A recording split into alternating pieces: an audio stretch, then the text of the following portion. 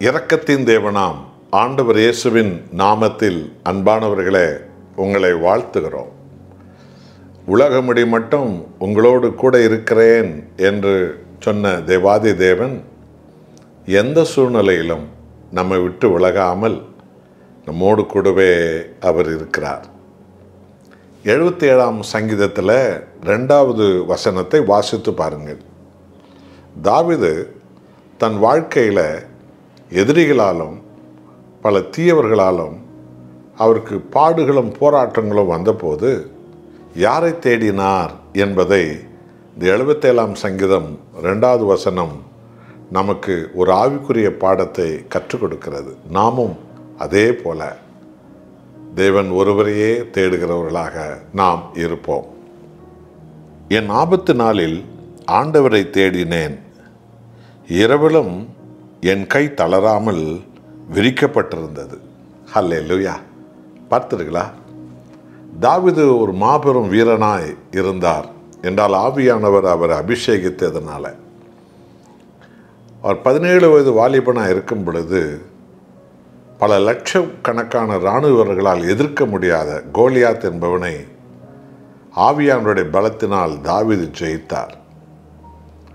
அதுக்கு பிறகு கானானியர்கள் என்ற கூட்டத்தை தாவீது ஜெயித்தார்.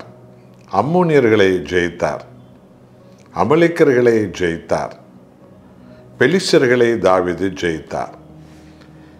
தாவீது தேவனால் அழைக்கப்பட்ட நாள் முதல் தாவீது ஒருபோதும் எந்த எதிரிகளிடத்திலும் தோற்று போனதே இல்லை. அவர் ஜெயித்தார். அந்த ஜெயத்துக்கான ரகசியம் என்ன என்பதை இந்த வசனத்தில் சொல்லுகிறார். எனக்கு ஆபத்து நேரிட்ட போதெல்லாம் நான் கர்த்தரை தேடினேன், இரவு வேளையிலும் கூட என் கை தேவனுக்கு நேராய் நீட்டப்பட்டிருந்தது என்று தாவீது சொல்லுகிறார். இதுதான் தேவனுக்கும் அவருக்கும் உள்ள அந்த ரகசிய தொடர்பு. வெளியில் அவர் பல எதிரிகளை ஜெயித்தார். ஆனால் அவருடைய ஆவிக்குரிய வாழ்க்கையிலோ அவருடைய தனி வாழ்க்கையிலோ அவருடைய முழு உள்ளத்தோடு கூட எதிரிகள் நெருங்கி வரும்போதெல்லாம் அவர் தேவனை தேடினார். இரவுகளும் கூட கைகளை விரித்து தேவனை தேடினார். என்றால் பொழுது விடிந்தவுடன் அது எதிரிகள் தன்னை நோக்கி வரப்போகிறார்கள். விளைவு, அவர் ஜெயித்தார். என் அன்பான தேவ ஜனங்களே, உலகத்தில் உங்களுக்கு பாடுகள் உண்டு என்றார் ஆண்டவராய் இயேசு கிறிஸ்து. நமது வாழ்க்கையில் அக்கிரமங்களும் பொய்யர்களும் மோசக்காரர்களும் துன்மார்க்கர்களும் துரோகிகளும் கேடு செய்கிறவர்களும் எப்போது இவர்களை கீழத்தள்ளலாம் என்று நினைக்கிற சதிகாரர்களும் சூழ்ந்து தான் நாம் எல்லோரும் வாழ்கிறோம். ஆகவே உங்களுடைய தனி வாழ்வில் பல கோணங்களில் பல பெயர்களில் எதிரிகள் வழியாய் பல பாடுகள் வரலாம். நமது ஒரே ஒரு கதி கர்த்தராகிய இயேசு தான். இந்த உலகத்தை ஜெயித்த ஆண்டவர் நம்மோடு கூட இருக்கிறார். நாம் எப்பொழுதும் அவரையே இரவு பகல் தேட வேண்டும். நம்முடைய கரம் எந்த மனிதர்களுக்கு நேராகவும் நிரந்தரமாக நீட்டக்கூடாது. அது கர்த்தராகிய இயேசுவுக்கு நேராகத்தான் நம்முடைய கை நீட்டப்பட்டிருக்க வேண்டும். அப்பொழுது தேவன் நமக்காக அவர் தெரிந்து கொண்ட மனிதர்களை எழுப்பி தருவார். நமக்காக தேவன் தூதுவர்களை அனுப்புவார். நமக்காக தேவன் பேச ஆரம்பிக்குவார். அவருடைய பலத்தினால பிசாசு கொண்டு வரக்கூடிய எல்லா எதிரிகளையும் நாம் இயேசுவின் நாமத்தில் ஜெயித்து விடுவோம்.